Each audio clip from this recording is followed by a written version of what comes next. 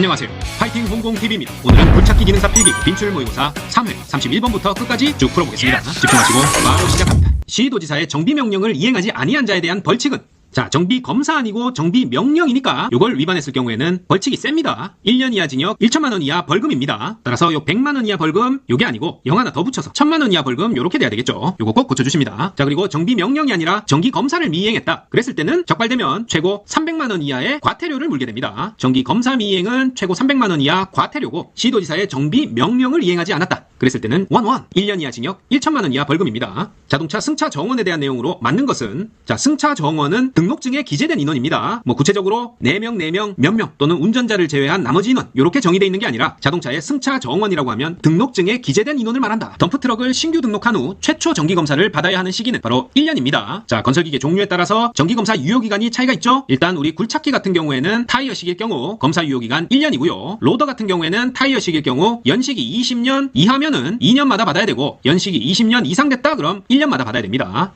그리고 지게차 같은 경우에는 1톤 이상이다 그러면 20년 이하일 때 2년, 20년 초과하면 1년마다 받아야 되고, 덤프 같은 경우에는 20년 이하면 1년마다, 20년 초과하면 6개월마다 받아야 됩니다. 무한궤도 굴착기 같은 경우에는 20년 미만일 경우 3년마다 받아야 되죠. 초과는 1년이다. 따라서 덤프트럭 20년 이하 1년, 신규 등록 후 최초 정기검사 받아야 된다. 작동료의 열화 및 수명을 판정하는 방법으로 적합하지 않은 것은, 자, 일단 작동료 상태 점검은 끈적끈적한 정도를 나타내는 점도 상태로 확인하고, 냄새로 확인하고, 색깔이나 침전물이 있는지 침전물 유무로 확인할 수 있습니다. 하지만 가열후 냉각되는 시간 측정하기 어려울 뿐만 아니라 이걸로는 확인할 수 없어요. 뭐를? 작동류, 열화 및 수명 판정, 오일 가열 후 냉각되는 시간으로는 확인하기 힘들다. 유압류, 유압 작동류의 첨가제가 아닌 것은, 자, 유압류의 첨가제로는 마모에 견디는 내마모성 강화를 위해서 마모 방지제 첨가하고요. 유동점을 낮춰서 윤활성을 향상시키기 위해서 유동점 강화제를 씁니다. 그리고 공기와 접촉 시 산패를 억제하기 위한 산화 방지제도 넣어준다. 하지만 점도지수 방지제 이런 건 없습니다. 온도 변화에 따른 안정성을 나타내는 게 점도지수죠. 요 점도지수를 향상시켜주기 위한 점도지수 향상제는 있어도 점도지수 방지제라는 건 없다. 유압류 첨가제 중 마모 방지제, 유동점 강화제, 산화 방지제 등은 첨가제 맞지만 점도지수 방지제는 X. 압력 제어 밸브는 어느 위치에서 작동하는가? 자, 압력 제어 밸브 앞 가릴 일 무시 이렇게 한번 떠올리시고 그림 한번 보시면 압력 제어 밸브의 위치는 펌프와 체크 밸브 사이에 위치합니다. 자, 유압 펌프가 아래쪽에 있고 체크 밸브는 여기 오죠? 요렇게 생긴 체크 밸브 그 사이에 압력 제어 밸브 위치한다. 따라서 2번 펌프와 방향 전환 밸브 사이에 압력 제어 밸브 위치한다. 요거 찾으십니다. 굴착기의 밸런스 웨이트에 대한 설명으로 가장 적합한 것은, 밸런스 웨이트는 굴착기 엉덩이 부분에 작업장치 무게에 대한 쏠림을 방지하기 위해서 넣어주는 무게추라고 했죠. 따라서 밸런스 웨이트는 굴착 작업 시 앞으로 넘어지는 것을 막아주는 역할을 합니다. 더욱 무거운 중량을 들 수 있도록 임의로 조절하는 장치 아니고, 접지 면적 높여주는 장치 아니다. 접지 앞 높여주는 장치도 아니죠. 이런 것들은 트랙에 대한 얘기고, 밸런스 웨이트는 상부 회전체에 달린 무게추를 말한다. 따라서 굴착 작업 시 앞으로 넘어지는 것을 막아줍니다. 중심 잘 잡아라. 밸런스 웨이트. 자, 다음 유압기호가 나타내는 것은, 자, 요건 압력 제어 밸브 중에 하나인 무브화 밸브를 나타내는 겁니다. 언로드 밸브. 자, 이렇게 신발 신고 있고 점선이 도망갔다가 돌아오지 않으면 무브화 밸브. 점선이 이렇게 한 바퀴 돌아서 요로 연결되고, 그 다음에 점선으로 이렇게 신발 이렇게 돼 있으면 시퀀스 밸브입니다. 일단 요 그림 잘 봐두시고, 신발 신고 왼쪽에 오른쪽에 산 2개, 요건 무브화 밸브를 나타낸 거다. 유압 펌프가 오일을 토출하지 않을 경우 점검 항목으로 틀린 것은, 자, 유압 펌프가 오일을 펌핑해서 뱉어내줘야 되는데 제대로 토출하지 못한다는 것은 오일이 부족하거나 흡입 쪽에서 막혔거나 압력이 저하되어 있지는 않은지 그걸 점검해야 됩니다. 흡입 쪽을 점검해야 되는 거예요. 토출 쪽을 점검하는 게 아니라. 유압 펌프 오일 토출하지 않는다. 일단 오일 부족일 수 있으니까 오일 탱크에 오일이 규정량으로 들어있는지부터 점검하고, 그 다음에는 흡입 쪽 점검한다. 흡입 스트레이너가 막혀있지 않은지 점검하고, 또는 흡입 관로에서 공기가 혼입되어 있지 않는지 점검해줘야 됩니다. 하지만 4번에 토출 측 회로에 압력이 너무 낮지 않는지 점검한다. 자, 토출 쪽 점검에서는 알 수 없어요. 유압 펌프 오일 토출하지 않는 경우 토출 측이 아니라 흡입 쪽 관로의 막힘이나 압력 저하를 점검해야 된다. 토출 측 회로 압력 낮은지 점검한다. X. 유압 실린더에 숨 돌리기 현상이 생겼을 때 일어나는 현상이 아닌 것은, 자, 숨 돌리기 현상은 유압을 써서 작동하는 어떤 실린더 장치 등에서 작동 중에 순간적으로 멈칫하면서 작동이 지연되는 현상을 말합니다. 요건 유압 내에서 과도하게 발생하는 이상 압력을 말하는 서지압이나 공기 혼입 등으로 유체 압력을 정상적으로 전달해야 되는 이 피스톤 작동이 불안정해질 때 발생해요. 숨 돌리기 현상은 울컥거림, 작동 지연 현상이 생기는 걸 말하고, 과도한 이상 압력, 서지압 발생으로 일어난다. 그리고 피스톤 작동이 불안정하게 된다. 모두 숨 돌리기 현상에 대한 설명 맞습니다. 하지만 오일 공급이 과대해진다? 숨 돌리기 현상이 일어났다고 오일 공급이 과도해지는 건 아니죠. 숨 돌리기 현상은 서지압 발생이나 공기 혼입으로 인한 피스톤 작동의 불안정성, 작동 지연 현상을 말합니다. 오일 공급 과대해진다. X. 유압류에 포함된 불순물을 제거하기 위해서 유압 펌프의 흡입관에 설치하는 것은, 불순물 제거는 거름망으로 하죠. 그래서 거름망을 영어로 스트레이너라고 합니다. 유압류에 포함된 불순물 제거하기 위해서 펌프 흡입관에 스트레이너 설치한다. 스트레이너는 불순물을 제거하는 여과망, 여과기를 뜻합니다. 무거운 물건을 들어올릴 때 주의사항으로 가장 적합하지 않은 것은, 자, 딱 봐도 2번이 눈에 들어오죠? 장갑에 기름을 묻히고 무거운 물건을 들어올린다? 말도 안 됩니다. 무거운 물건을 들 때는 힘센 사람과 약한 사람의 균형을 잡고 가능한 이동식 크레인을 이용하는 게 좋고, 약간씩 이동하는 것은 지렛대를 이용할 수도 있다. 모두 맞지만 장갑에 기름 묻히고 한다? 자력쇼 하는 거 아니죠? 기름 묻히면 더 미끄러워진다. 쉬운 문제고, 트랙이 벗겨지는 원인이 아닌 것은, 자, 급회전 시에 트랙 벗겨질 수 있고, 트랙의 유격이 너무 클 때 벗겨질 수 있다. 그리고 트랙 정렬이 잘 되어 있지 않을 때 역시 트랙이 헐거워져서 벗겨질 수 있습니다. 하지만 전후부 트랙의 중심거리가 같을 때, 자, 이건 올바른 상황이에요. 전후부의 트랙의 중심거리가 달라져서 아이들러와 스프로킷의 중심이 맞지 않을 때 트랙이 벗겨질 수 있다. 트랙이 벗겨지는 원인에 전후부 트랙 중심거리 다를 때지 같을 때는 벗겨지지 않습니다. 소켓 렌치 사용에 대한 설명으로 거리가 먼 것은, 자, 소켓 렌치는 렌치 앞에다가 이렇게 소켓을 끼워서 사용하는 거죠. 요 손잡이 부분을 레쳇 핸들 또는 레쳇이라고 하고, 요 앞에 끼우는 부품을 소켓 혹은 복스 R이라고 하죠. 박스 R. 자, 요 소켓 렌치는 임팩트용으로 사용되는 것도 있지만 수작업으로도 사용합니다. 따라서 1번에 수작업 시에는 사용하지 않도록 한다. 요게 틀렸네요. 큰 힘으로 조일 때 사용하고, 오픈 렌치와 규격이 동일하고 사용 중에 잘 미끄러지지 않는 그런 특징이 있습니다. 하지만 수작업 시에도 유용하게 사용된다. 임팩용으로만 사용되고 수작업 시에는 사용하지 않는다. X. 운반 및 하역 작업 시 착용 복장 및 보호구로 적합하지 않은 것은, 자, 상의 작업복의 소매는 손목에 밀착되는 작업복을 사용하고, 하의 작업복은 바지 끝부분을 안전화 속에 넣거나 밀착되게 합니다. 유해 위험물을 취급하는 방어를 할 수 있는 보호구를 착용한다. 모두 상식적인 내용이죠. 하지만 방독면과 방화 장갑을 항상 착용해야 된다. 자, 뭐 할 때죠? 운반 및 하역 작업할 때 방독면과 방화 장갑을 항상 착용해야 되는 건 아니죠. 어떤 유해가스가 발생하는 혹은 방사능 물질이 발생하는 뭐 그런 위험물을 취급할 경우 방독면, 방화 장갑 사용해야 될 수 있지만 항상 착용해야 된다. X. 사고 결과로 인하여 인간이 입는 인명피해와 재산상의 손실을 무엇이라고 하는가?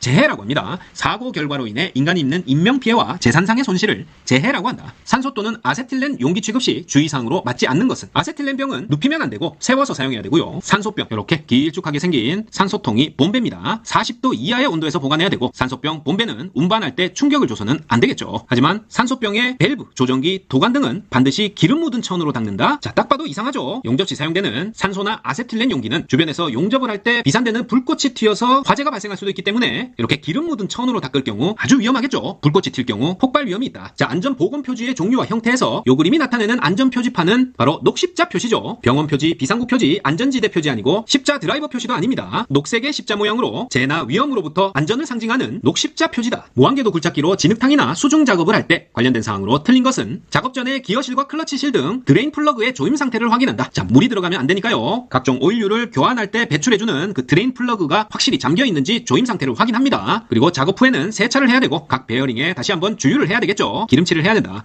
그리고 작업 후에 기어실과 클러치실의 드레인 플러그를 열어서 여기에 물이 침입됐는지 확인을 한번 더 해주는 게 좋겠죠. 모두 맞다. 하지만 습지용 슈를 사용했으면 주행장치의 베어링에 주유를 하지 않는다? 아니죠. 습지용 슈를 착용했더라도 물이 닿은 곳에는 녹이 쓸 수 있습니다. 습지용 슈 작업 시에도 반드시 세차 후에 주행장치 베어링에 주유를 해줘야 된다. 베어링에 주유하지 않는다? X. 다음은 화재 분류에 대한 설명이다. 기호와 설명이 잘 연결된 것은 A1, BU, C전, B금, E가죠. 자, B급 화재, BU, 유류 화재죠. 전기 화재 틀렸고, C전, C급은 전기 화재입니다. 유류 화재 X. D급은 D금, B금, D급 화재가 금속 화재 맞다. 그리고 E급 화재는 가스 화재입니다. 일반 화재 X, 가스 화재다. 따라서 정답은 D금, D급 화재는 금속 화재 맞습니다. A1, BU, C전, D금, E가. 장비 점검 및 정비 작업에 대한 안전수칙과 가장 거리가 먼 것은, 알맞은 공구 사용하고 기관, 엔진 시동할 때는 소화기를 비치하고 평탄한 위치에서 정비 작업한다. 모두 맞죠? 하지만 차체 용접 시에 배터리가 접지된 상태에서 한다? 자, 차체 용접 시에는 배터리를 접지하는 게 아니라 차량 전원을 끄고 배터리에서 플러스 마이너스 케이블을 분리하고 주요 전장 부품 커넥터를 분리해야지 용접 과정에서 과전압이나 과전류로 이런 전장 부품에 쇼트가 나서 화재가 발생하는 것을 방지할 수가 있습니다. 따라서 차체 용접 시에는 배터리 접지가 아니라 배터리 케이블을 분리하고 전장 부품 커넥터를 분리한다. 차체 용접 시 배터리 접지 상태에서 한다. X. 굴착기 등 건설기계 운전자가 전선로 주변에서 작업할 때 주의할 사항으로 틀린 것은, 자, 전선로 주변입니다. 작업할 때 붐이 전선에 근접되지 않도록 주의하고, 버킷을 고압선으로부터 안전 이격거리 이상 떨어져서 작업한다. 맞겠죠? 그리고 작업 감시자를 배치한 후 전력선 인근에서는 작업 감시자의 지시에 따른다. 자, 문제 없습니다.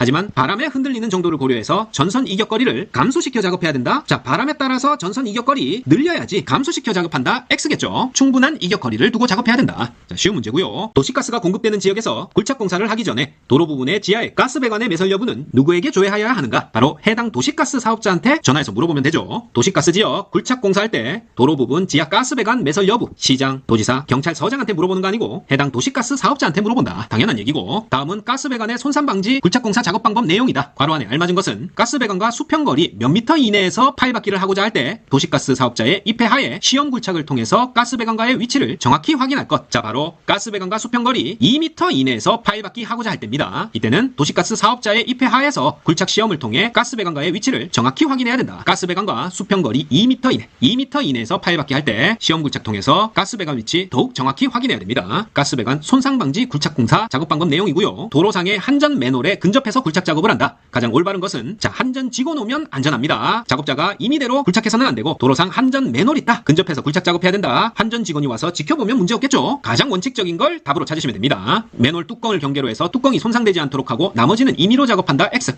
교통에 지장이 되므로 주인 및 관련 기관 모르게 야간에 신속히 작업하고 메운다. 잡혀갑니다. 접지선이 노출되면 제거한 후에 계속 작업한다. 모두 큰일 날 소리고요. 한전 직원 입회하에 안전하게 작업해야 되겠죠. 기관에서 사용되는 윤활유의 소비가 증대될 수 있는 두 가지 원인은 자, 윤활유는 연료가 아니기 때문에 요 피스톤 아래쪽에서 피스톤 링이 마모가 돼서 엔진 오일이 연소실로 올라가서 연소되거나 혹은 요 실린더 헤드 가스킷이 손상돼서 엔진 오일이 실린더 블럭 밖으로 누설될 경우, 자, 요 두 가지 경우에 윤활유 소비가 증대됩니다. 윤활유가 어디로 사라진다. 따라서 1번 연소와 누설이 윤활유 소비 증대의 원인입니다. 디젤 기관의 진동 원인과 가장 거리가 먼 것은 자, 엔진에서의 진동은 우리가 사행정 디젤 엔진 사이클인 흡압동배, 흡입 압축 폭발 배기에 그 사이클상에 문제가 생겼을 때 시기적으로 맞지 않았을 때 진동과 소음이 발생합니다. 그런 관점에서 보면 각 실린더의 분사 압력과 분사량이 다르다. 분사 시기와 분사 간격이 다르다. 각 피스톤의 중량 차가 크다. 이렇게 조금씩 뭔가 핀트가 어긋났을 때 소음과 진동 원인이 됩니다. 정확한 타이밍을 요하는 동력 생산 시퀀스상의 문제가 일어났을 때 그때 진동과 소음이 발생한다. 하지만 윤활유와는 관련 없어요. 윤활 펌프의 유압이 높은 것과는 연소계통의 불일치로 발생하는 진동과 관련이 없다. 사행정 사이클 기관에서 엔진이 4000rpm일 때 분사 펌프의 회전수는 자, 우리가 엔진 회전수라고 나오면 크랭크 축의 회전수고요. 분사 펌프의 회전수다 하면 캠 축의 회전수로 생각하면 됩니다. 자, 분사 펌프에 의해서 흡기 배기 밸브를 여닫는 요 캠 축은 구동 톱니바퀴의 지름이 요 아래쪽에 크랭크 축 톱니바퀴의 2배 크기입니다. 요게 크랭크 축 톱니바퀴고 위에가 캠 축 톱니바퀴면 이렇게 타이밍 벨트로 연결되어 있겠죠. 따라서 캠 축이 톱니바퀴가 2배니까 캠 축이 한 번 돌 때 크랭크 축은 2회전 하게 된다. 캠 축 1회전에 크랭크 축 2회전이니까 아까 크랭크 축 회전이 엔진 RPM이라고 했죠. 따라서 분사 펌프 회전수는 캠 축의 회전수, 크랭크 축 회전수의 반인 2000rpm이 됩니다. 자, 그림을 잘 못 그렸는데 이론 강의 가시면 좀 더 상세히 설명을 해놨으니까 이론 총정리 강의도 꼭 시청하시고 시험 보시기 바래요. 자, 그래서 사행정 사이클 기관에서 엔진이 4000rpm이라는 것은 크랭크 축 회전수고 크랭크 축 회전수와 분사 펌프 쪽에 캠 축 회전수와는 크랭크 축이 2회전 할 때 캠 축은 1회전 하니까 분사 펌프 회전수는 엔진 회전수의 반인 2000rpm이 된다. 디젤 기관에서 타이머의 역할로 가장 적합한 것은 자, 타이머는 시간 조절이죠. 단순하게 생각하면 됩니다. 타이머는 시간 조절기다. 따라서 연료 분사 시기를 조절하는 게 타이머입니다. 분사량 아니고 자동 변속 단 조절 아니고 기관 속도 조절 아니고 연료 분사 시기 조절. 시기니까 타임이다. 타이머. 이렇게 연결시킵니다. 굴착기 붐의 작동이 느린 이유가 아닌 것은 자, 굴착기의 붐한 버킷 작동시키는 것은 유압유죠. 유압 작동유의 압력이 저하됐거나 이물질이 혼입됐다. 그랬을 때는 굴착기 작업장치 붐한 버킷의 작동이 느려지겠죠. 기름의 이물질 혼입, 압력 저하 또는 기름의 압력 부족 똑같은 말이죠. 하지만 작동유 오일의 압력이 과다하다. 작동유 오일의 압력이 과다한 것과는 작동 속도 느린 것과 관련이 없습니다. 유압 작동유가 부족할 때, 압력이 저하됐을 때, 이물질이 혼입됐을 때 굴착기 붐 작동이 느려진다.